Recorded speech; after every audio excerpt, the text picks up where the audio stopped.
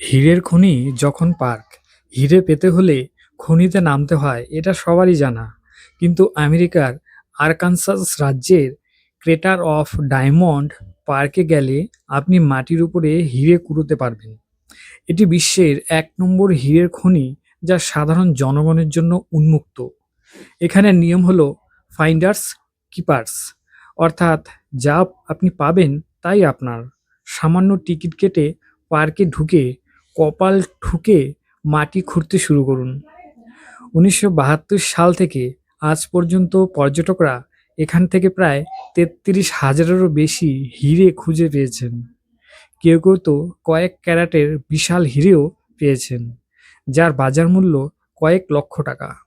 ছুটির দিনে পিকনিক করতে গিয়ে যদি পকেটে একটা চকচকে হীরে নিয়ে বাড়ি ফেরা যায়, তবে মন্দ কি? ভিডিওটি ভালো লাগলে লাইক এবং সাবস্ক্রাইব করবেন।